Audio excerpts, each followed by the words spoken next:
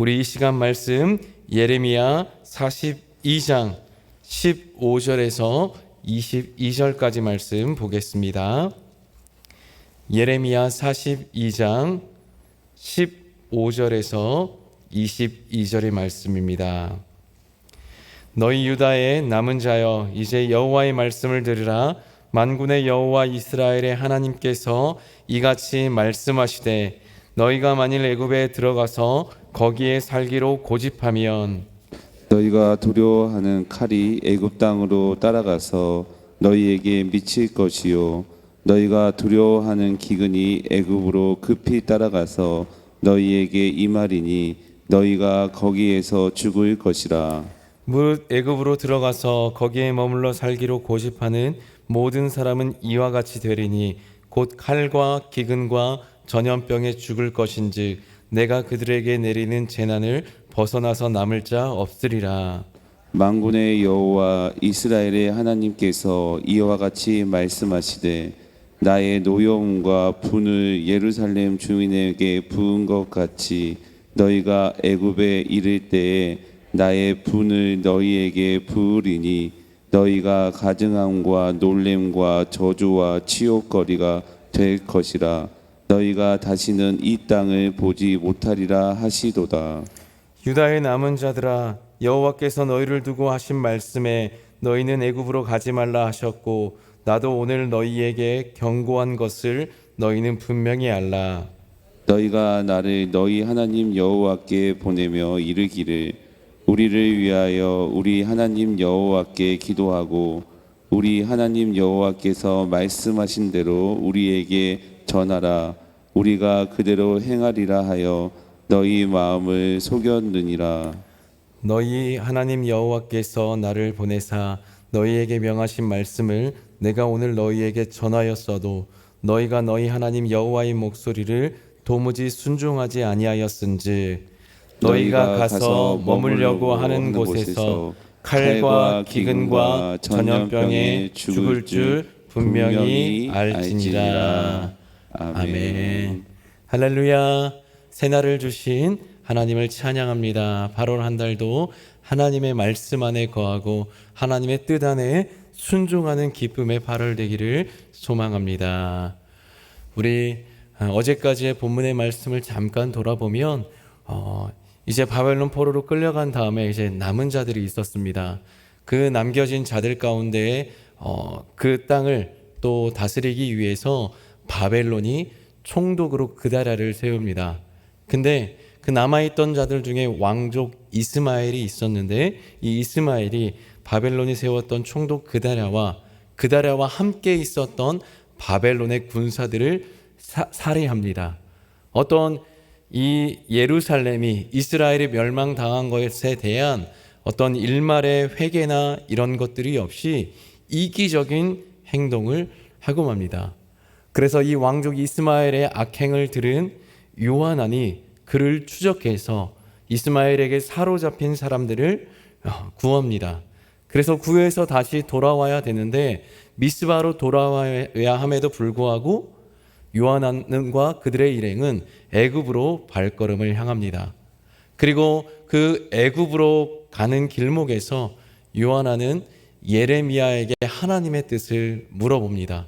그 뜻을 물어보며 응답을 기다리는데 10일 뒤에 예레미야에게 들려진 하나님의 뜻은 그들이 바벨론의 보복을 두려워하여 애굽으로 가지 말고 이스라엘에 머물라고 하나님의 응답이 전해집니다.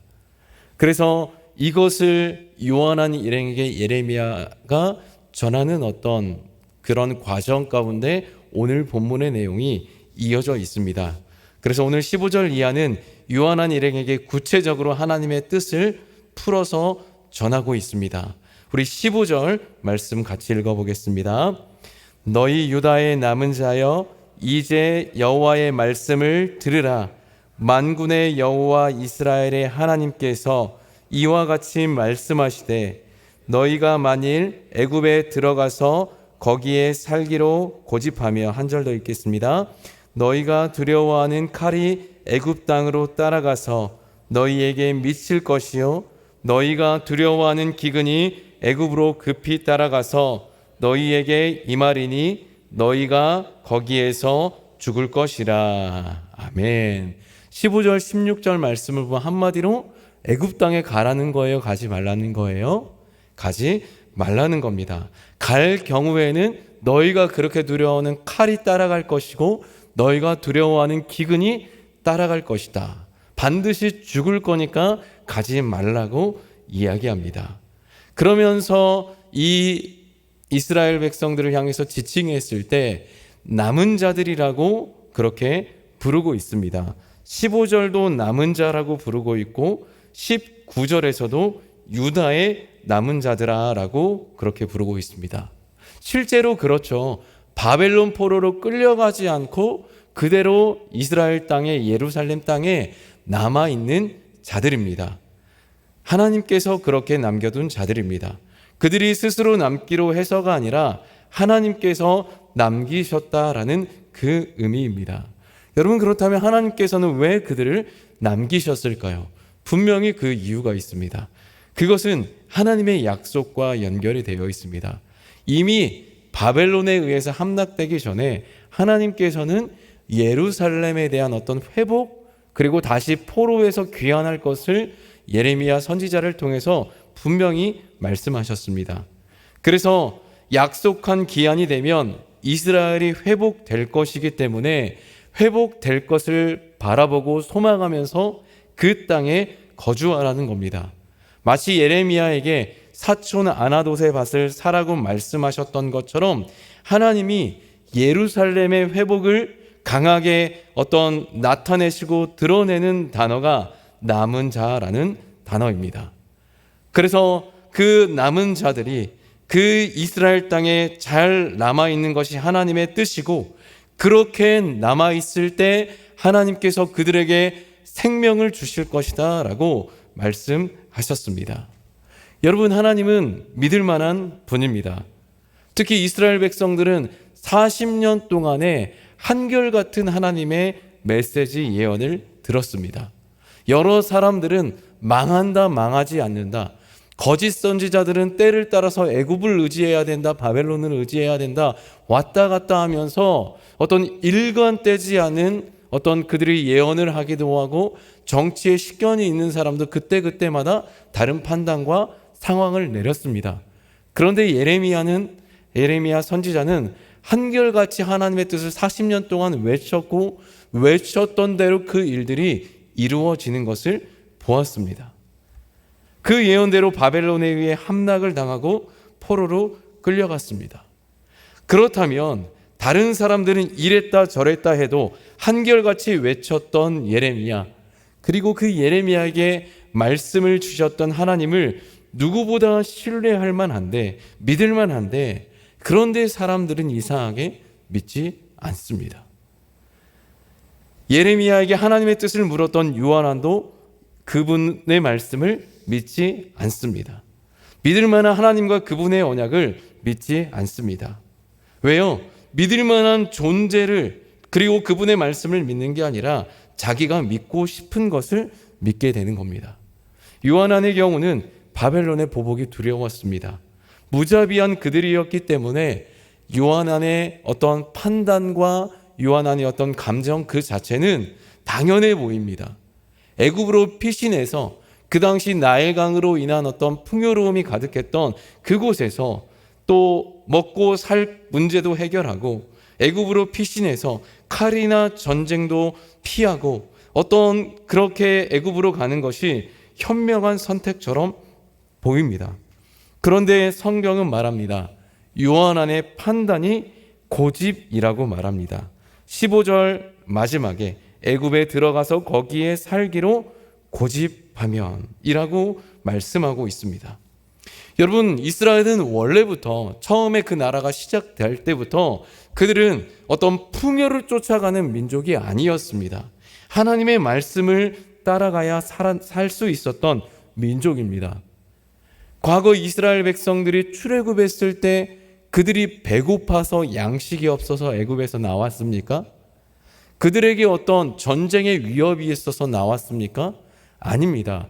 그들이 애굽에서 나왔던 이유는 하나님의 말씀을 따라 하나님의 말씀하신 약속의 땅을 향해서 간 것입니다. 광야 40년 동안에 하나님의 떡으로만 살 것이 아니요 하나님의 말씀으로 사는 것이라고 그 말씀하시고 그렇게 인도하신 것을 몸소 체험하고 배웠습니다. 그런데 이 역사적인 이 교훈은 그들의 조상들에게 어떠한 영향력도 미치지 못하고 있습니다. 오히려 이들에게 영향을 미치는 것은 눈앞에 보이는 것입니다. 눈앞에 보이는 큰 바벨론, 마음속 깊은 곳에서 오는 두려움의 감정이 이들에게 영향을 미칩니다. 확고하고 분명한 하나님의 약속과 경고보다 바벨론의 보복을 더 두려워하고 있습니다. 말씀 그대로 애굽으로 가지 않고 그 황폐하게 된 이스라엘 땅에 남게 되었을 때 당하게 될 기근과 배고픔을 걱정합니다.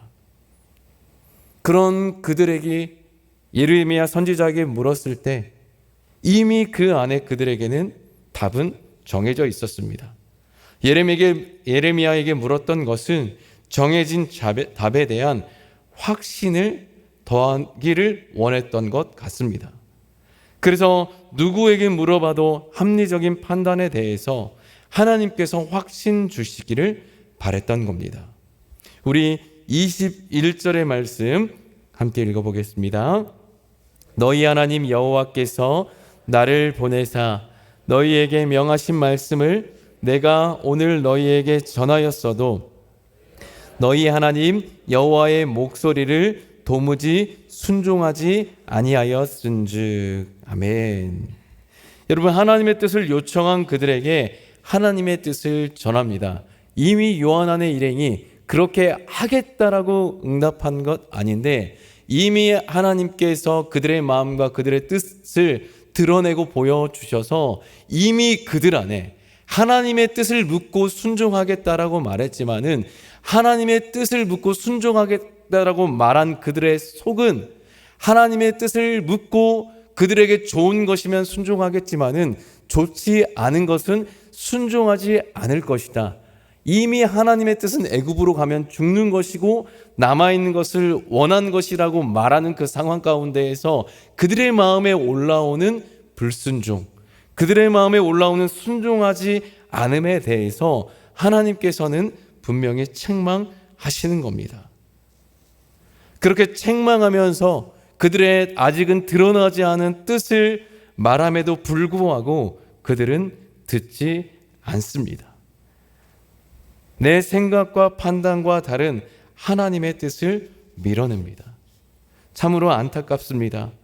분명 사람의 생각과 하나님의 생각은 다른데 하나님의 길과 우리 사람의 길은 다른 길인데 여러분, 그럴 때 우리는 어떤 길을 선택하는 것이 분명히 우리에게 유익이 될지를 아는데 어리석은 사람은, 자기 자신으로 가득 찬 사람은 이 선택이 너무나도 어려운 어떤 선택이 되는 것입니다. 사랑하는 여러분, 이런 상황에서 우리는 당연하게 하나님의 뜻을 선택하는 것이 맞다고 말할 것입니다. 그런데 그게 나의 일이 된다면, 우리가 직접 처한 상황이 된다면 분명 우리는 그 가운데 갈등을 하게 될 것입니다. 더군다나 우리가 무엇을 하기로 이미 작정했습니다. 예를 들어 이사를 가기로 결정했다. 이미 결정하고 은행에서 필요한 어떤 대출까지 다 승인이 나고 그런 상태입니다. 근데 어떤 상황이 어떤 상황인지는 모르겠지만은 이사를 가지 않는 것이 하나님의 뜻인가? 이것을 중단하는 게 하나님의 뜻인가 같은 어떤 그런 상황이 올 때 우리는 어떤 선택을 하게 될까요? 이미 다 준비해 놓고 그냥 발걸음 한 발짝 두 발짝 내리면 되는 상황인데 그 가운데 뭔가 진짜 분명하게 보이는 하나님의 뜻이 보인다. 그러면 우리는 어떠한 선택을 할까요? 이미 다 마련해 놓은, 움직이기만 하면 되는 어떤 그 상황 가운데에서 우리는 멈추고 다시 우리가 이사 가지 않고 그 집에서 또 일정 기간 동안 하나님이 뭔가의 응답과 사인을 주실 때까지 우리는 기다리고 멈출 수 있을까요?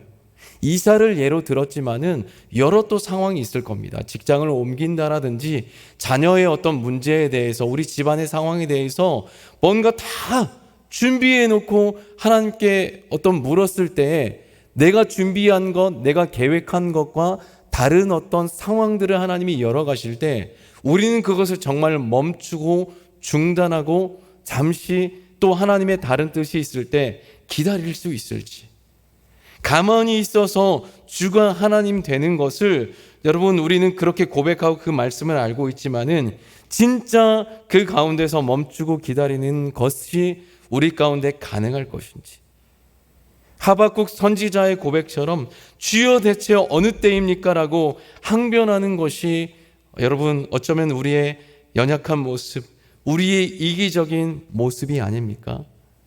여러분 항상 우리는 이런 우리의 모습이 있을 수 있음을 돌아보면서 날마다 작은 것 가운데에서 주님의 뜻을 묻고 작은 것 가운데 순종하는 우리의 모습이 있어야 됩니다.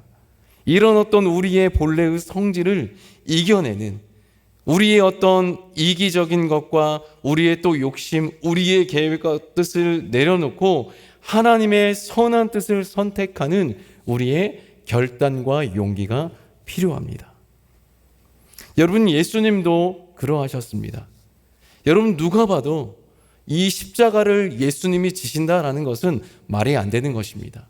예수님이 또 마음만 먹었다면, 결단만 내렸다면 분명히 그 십자가를 내버려 두고 로마 군사들과 바라보고 있는, 십자가에 매달린 예수님을 바라보고 있는 이들을 향하여서 놀라운 하나님의 능력을 분명히 보이셨을 겁니다. 붙잡히시기 전에도 용감한 베드로를 앞세워서 저항해도 되었습니다. 하늘의 천군 천사를 대동해서 유대인들과 로마 군인들을, 어떤 예수님을 핍박하는 이들을 대적할 수도 있었지만 예수님은 그렇게 하지 않았습니다. 하나님 아버지의 뜻을 따랐습니다. 죽음의 길이라고 사람들도 여겼고 사단도 그렇게 알고 있었던 십자가를 짊어지셨습니다. 그리고 십자가에 매달리셔서 6시간 만에 운명하셨을 때 영원히 예수님은 죽었고 사단은 승리했다라고 믿었습니다. 생각했습니다. 그런데 그것도 오래가지 못했습니다. 사흘 뒤 예수님은 그 영원한 죽음이라고 사람들도 사단도 여겼던 그 죽음의 권세를 깨트리고 부활하셨습니다. 그래서 참 생명의 길은 어떤 사람의 눈으로 봤을 때의 어떤 형통한 어떤 길과 사람의 지혜와 지식의 판단이 아니라 하나님의 뜻에 있고 하나님의 말씀에 있음을 분명하게 보여주셨습니다. 사랑하는 여러분, 우리의 생명의 길도 마찬가지입니다. 다른 곳에 있지 않습니다. 이 시간 새벽에 우리가 나온 이유, 기도하는 이유도 분명히 참 생명의 길이 하나님의 뜻에 있기 때문입니다. 이 새벽에 출근하는, 아침에 출근하면서도 하루를 보내면서도 말씀을 듣고 기도하는 이유도 동일합니다. 참된 생명의 길은 사람의 지혜와 지식에 있지 않고 누가 봐도 넓은 문이고 이 길이 확실한 길이라고 생각되어지는 우리의 판단에 있는 것이 아니라 하나님의 말씀 가운데 하나님의 뜻에 있는 줄 믿습니다. 말씀을 맺습니다. 여러분, 왜 하나님께서 우리를 하나님을 믿는 자녀로 남게 하셨을까요? 이스라엘이 회복될 것을 약속을 신뢰하고 그 땅에 거주하라 하신 것처럼 죄악된 이 땅에서 하나님의 약속을 믿고 그분의 뜻 안에 살아갈 때 우리에게 영원한 기쁨의 새날을 주시기 위함 아닐까요? 여러분, 이것을 믿는다면 우리가 무엇을 행해야 할지 고민하고 우리가 해야 할 역할을 수행해야 될 줄 믿습니다. 그저 입으로만, 말로만, 다짐만 하는 것에 그치는 것은 어떠한 의도 이룰 수 없습니다. 하나님의 나라는 말씀을 믿는 자, 말씀을 듣고 순종하는 자, 순종의 삶을 살아가는 자를 통해 이루어지는 나라입니다. 우리 새벽에 모든 성도님들이 온라인으로 또 오늘 하루를 말씀으로 시작하는 모든 성도님들이 순종함으로 하나님의 나라와 의를 세워가는 삶에서 하나님의 은혜와 보호를 충만하게 누리시는 귀한 오늘 하루의 삶이 되시기를, 그런 은혜가 넘쳐나는 우리 모든 분들 될 수 있기를 예수님의 이름으로 간절히 소망합니다. 아멘. 하나님 감사합니다. 오늘 하루 주님의 뜻을 따라 살기를 결단하며 우리의 삶 속에서 하나님의 은혜와 보호를 경험하며 살아가게 하여 주시옵소서. 우리를 남은 자로 삼아주신 하나님의 뜻을 신뢰하면서 우리의 삶 가운데 그 뜻에 순종하며 살아가는 삶이 될 수 있도록 인도하여 주시옵소서. 그렇게 우리의 삶을 이끌어 주셔서 참된 생명의 길로 이끄실 우리 주 예수님 이름으로 감사드리며 기도합니다. 아멘. 이 시간 우리 함께 기도합시다. 우리 특별히 여름 남은 사역을 위해서 기도해 주시길 바랍니다. 우리 필리핀 단기 선교팀 출발해서 비행기에 있을 것 같고요. 그리고 캄보디아 단기 선교팀 오늘 11시에 출발합니다. 주의 복음과 주의 십자가를 들고 아름다운 사역들 감당하게 하여 주시옵소서. 그리고 8월 한 달 주일 예배 여름 말씀 사경회로 진행되는데요. 뜨거운 주님의 역사가 말씀으로 회복되어지고 말씀으로 새롭게 되어지는 우리 모두 되게 하여 주시옵소서. 교육관 리모델링과 옥상 풋살장과 그리고 본당 화장실 공사를 위해서 기도해 주시고, 기타 우리가 마땅히 기도해야 할 나라와 민족을 위하여서 온 세계와 열방을 위하여서 또 그리고 우리의 개인의 기도 제목을 놓고 주님을 의지하고 간절히 붙들고 우리 주의 이름 부르고 함께 기도합시다. 주여